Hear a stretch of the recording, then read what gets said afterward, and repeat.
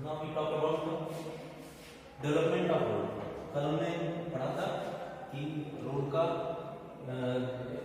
Topic पढ़े थे और रोड की कुछ विशेषताएं पढ़ी थी। आज देखेंगे डेवलपमेंट ऑफ रोड के बारे में। ठीक, रोमन रोड डेवलपमेंट कैसे कैसे हुआ।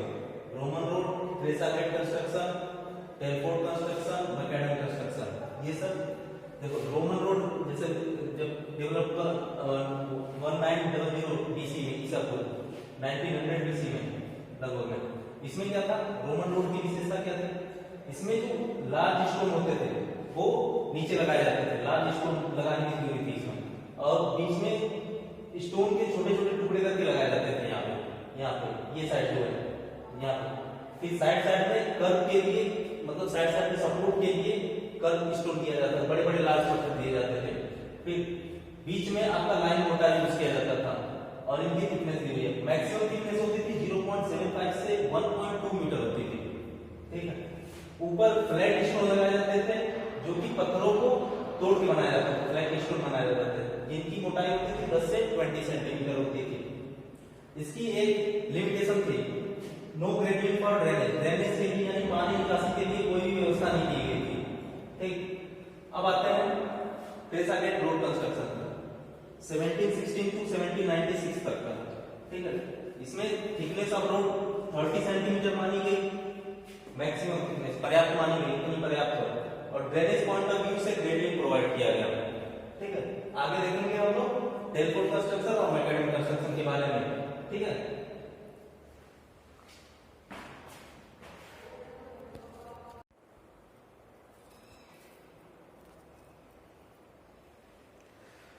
हाँ, तो अब हम टेलफोर्ड कंस्ट्रक्शन की बात कर रहे हैं।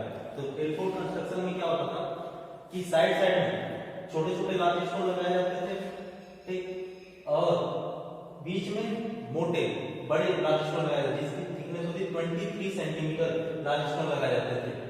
ठीक, टेलफोर्ड कंस्ट्रक्शन में हम बात करेंगे, सड़क का आधार हमेशा समतल रखा जाता था।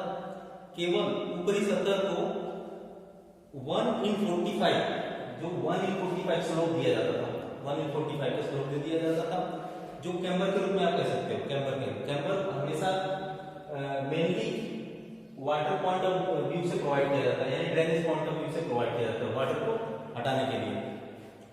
सड़क की पूर्ण चौड़ाई की बराबर ही खुदाई की जाती थी। जितनी सड़क बनानी होती थी, हमें सड़क जितनी बनानी होती थी उतनी पूर्ण रूप से पूरी खुदाई करते थे हम लोग, पूरी बेस तक। ठीक, तीसरा पार्ट है, और सड़क के किनारे में छोटे पत्थर लगाए जाते थे और बीच में बड़े पत्थर लगाए जाते थे। क्योंकि उस समय सड़क के रोलर होते नहीं थे, इसलिए कुटाई के लिए, जो मतलब कंपैक्शन के लिए जो हमारे वाहन चलते रहते थे उसी के द्वारा हो जाते थे वो काम हमारे। ठीक, और वर्षा का पानी, जो बारिश का पानी होता था, वो बॉन्डिंग का काम कर देता था उनके बीच में, मटेरियल को बॉन्ड करने के लिए। ठीक, और मध्य स्तर में, यानी आप यहाँ कह सकते हैं, यहाँ और यहाँ पर। ठीक है, जहाँ stone 10 centimetre, 15 centimetre, 15 centimetre, total 15 centimetre रखी जाती थी। 10 सेंटीमीटर प्लस 5 सेंटीमीटर रखी जाती थी।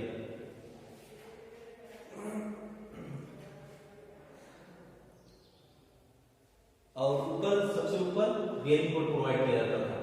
ठीक, अब आगे बात करें मैकेनिकल कंस्ट्रक्शन के बारे में।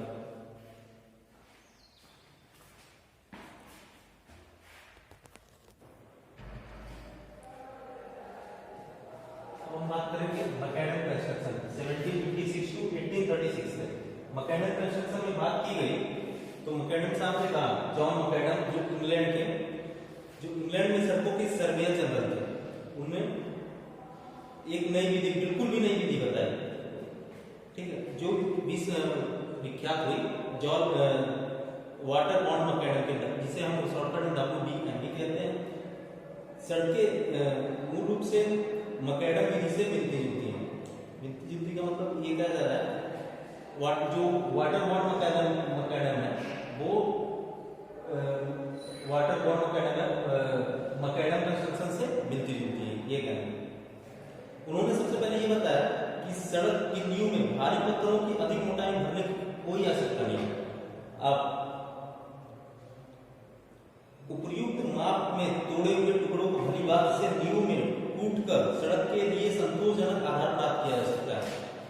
ठीक, और उन्होंने विशेषता बताई कि स्लोप आप जैसे अधः स्तर पर स्लोप यानी ऊपर स्तर को 1/36 का आप स्लोप दे सकते हो ऊपर के लिए, और न्यू में 5 सेंटीमीटर माप का टूटा हुआ पत्थर या स्टोन ब्लास्ट 10 सेंटीमीटर मोटाई में डाला गया है। मध्य स्तर में 3 सेंटीमीटर माप की मध्य स्तर में 3 सेंटीमीटर माप की मध्य स्तर की बात कर रहे हैं, 10 सेंटीमीटर मोटाई में डाली जाएगी। 3 सेंटीमीटर माप की 10 सेंटीमीटर थिकनेस में 10 सेंटीमीटर की थिकनेस में डाली जाएगी। सबसे ऊपरी परत में 2 सेंटीमीटर माप की, सबसे ऊपरी परत की बात कर रहे हैं, सबसे ऊपरी परत में 2 सेंटीमीटर माप की थिकनेस कितनी होनी चाहिए? 5 सेंटीमीटर होनी चाहिए। इसमें पिछले वाले में टेलीफोन कंस्ट्रक्शन में बाजरी और छोटे छोटे टुकड़े डाले जाते थे, बाजरी डाले जाते थे, इसमें भी वही काम किया जाएगा।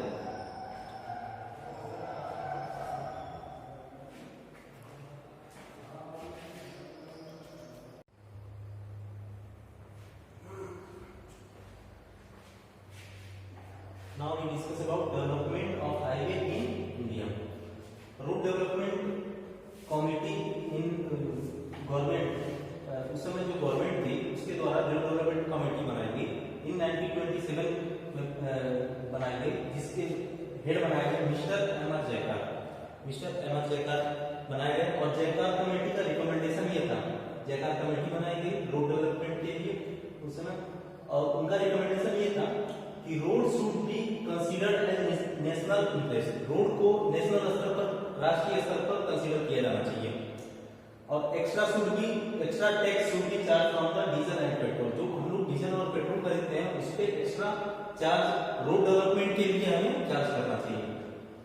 जिसका result central road fund CRI बना। 1929 में CRI का निर्माण हुआ। ठीक, ये कमेटी ने सजेशन दिया। इसके बाद 1929 में हमारा CRI बना, सेंट्रल रोड फंड बना। CRI का मतलब क्या होता है? जो भी कलेक्शन होगा हमारा पेट्रोल और डीजल से, जो भी 75% डिस्ट्रीब्यूटेड टू स्टेट रोड के निर्माण के लिए दिया जाएगा, और 25% जो उसका पार्ट होगा वो मेंटेनेंस और नेशनल हाईवे के मेंटेनेंस के लिए दिया जाएगा। अब आगे क्या किया? सेमी टेक्निकल बॉडी बनाई गई, should be establish for design and specification. Semi technical body बनाई गई है जो डिजाइन और स्पेसिफिकेशन के पर्पज से, जिसका रिजल्ट रहा IRC का निर्माण हुआ 1934 में। 1934 में इंडियन रोड कांग्रेस का निर्माण हुआ 1934 में। ठीक, अब आगे देखते हैं। चौथा पॉइंट है, और research and development organisation should be establish for road development, जिसे हम शॉर्टकट में सेंट्रल रोड रिसर्च इंस्टीट्यूट कह सकते हैं। सेंट्रल रोड रिसर्च इंस्टीट्यूट जो बनाया गया 1950 में। अब पांचवा पॉइंट है, जयकार committee gave more stress for long term road planning, जिसका रिजल्ट है 20 ईयर रोड प्लान बाहर आया। मतलब डिस्कस हुआ है रोड, जयकार कमेटी ने कहा कि हमें लॉन्ग टर्म प्लानिंग करनी चाहिए रोड डेवलपमेंट के लिए, तो जिसका रिजल्ट रहा 20 ईयर रोड प्लान आया, सजेशन में आया। ठीक, और उसी का रिजल्ट कौन सा है? जैसे हम लोग देखते हैं Nagpur plan, Bombay plan, Lucknow plan, ये सब देखते हैं। ठीक है, जिनका ड्यूरेशन नागपुर का प्लान 1934 से 1963 और कंप्लीट हो गया था 1961 में। ठीक, और बॉम्बे प्लान 1961 से था 1981 तक, लखनऊ प्लान था थर्ड ईयर रोड प्लान जिसे कह सकते हो 1981 से और 2001 तक था। डेंसिटी पैटर्न एक्सप्रेसवे की कितना, एक्सप्रेस हाईवे के लिए कितना लेंथ दी गई, तो ये सब इसके 20 ईयर प्लान में आते हैं। जैसे अगर पैटर्न देखा जाए तो रोड का पैटर्न था star and grid, Nagpur plan में रहा, 20 ईयर प्लान में भी सेम था, थर्ड 20 ईयर प्लान में भी सेम था। एक्सप्रेस हाईवे फर्स्ट नागपुर के प्लान में डिसाइड नहीं किया गया, सेकेंड 20 ईयर के प्लान में, बॉम्बे प्लान में 1600 यानी 1600 किलोमीटर का एक्सप्रेस हाईवे का सजेशन दिया गया, और थर्ड 20 ईयर के प्लान में 2000 किलोमीटर का लखनऊ प्रांत जिसे कह सकते हैं थर्ड ईयर 2000 किलोमीटर का सजेशन दिया गया। अब क्लासिफिकेशन कर सकते हो आप रोड का classification, national highway, state highway, major district road, other district road और विलेज रोड। ठीक, तो प्राइमरी रोड में आते हैं नेशनल हाईवे और एक्सप्रेस हाईवे, सेकेंडरी रोड में आते हैं state highway, major district road, और रूरल रोड में आते हैं other district road and village road आते हैं।